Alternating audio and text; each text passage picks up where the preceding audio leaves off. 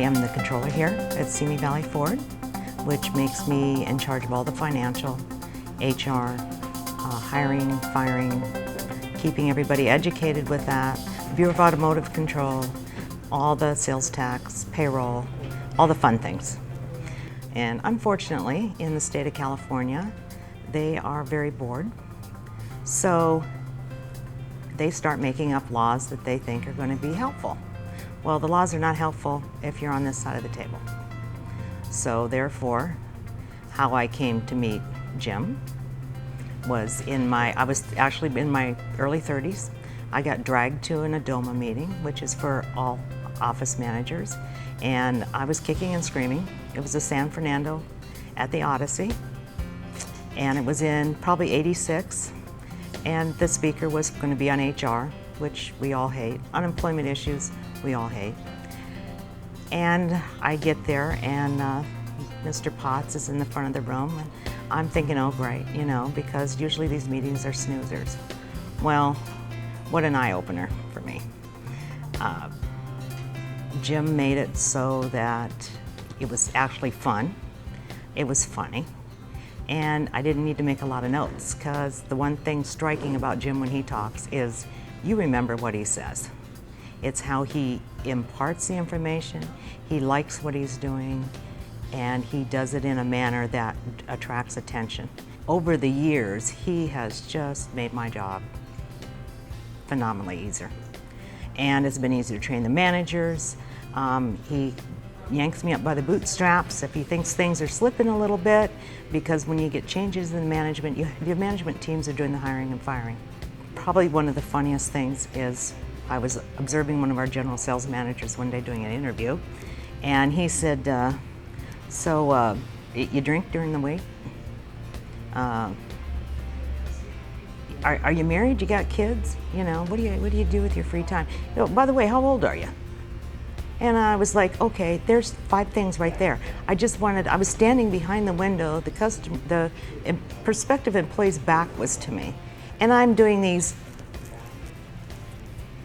you know, kind of stuff, and he's like looking at me, you know, trying to pretend I'm not there. He's not getting it. He thinks I'm just playing. So I just about had a heart attack right where I was standing. So needless to say, after that was done, I said, you can't do this, you can't do that. Well, who says? You can't. Well, this is where Jim is great.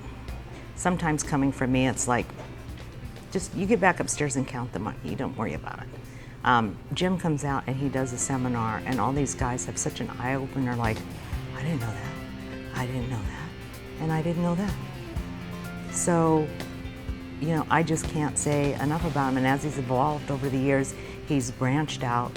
So if I call him, I can get an answer to almost anything. Family medical leave is a nightmare for all of us here, because now we have a California leave.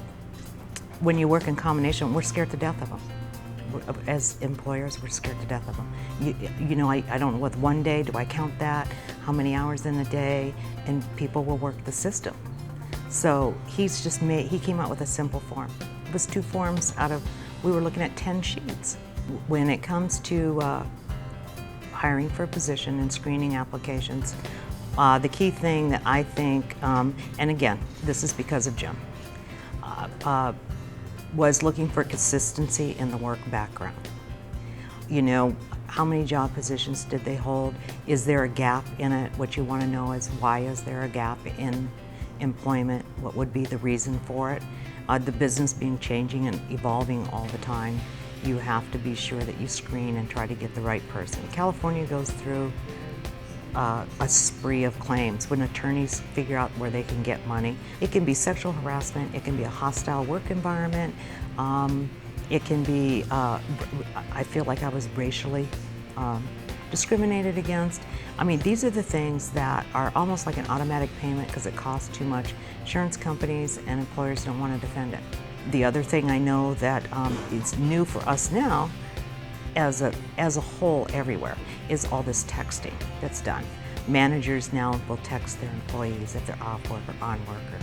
And I really don't do that, because that's another place where lawsuits are going to start swinging up, because people save all that stuff.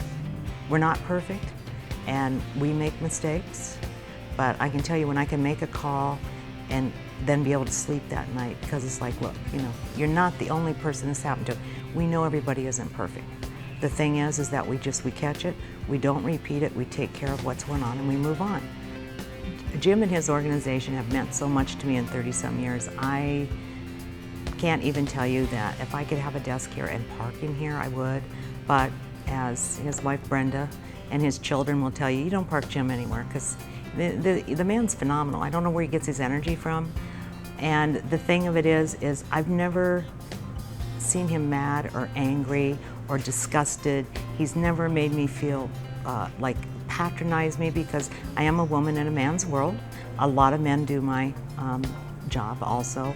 And so sometimes it's really hard stating facts to get your point across. When he comes in here to see me or talks to me, I feel like I am the only client there, that he really knows what my company is about, what the owner is about, and what we're trying to establish. He knows what quality means to me. He knows what 110% is. But you know, it's the peace of mind of being able to go home and sleep at night and know that I don't have that hanging on me.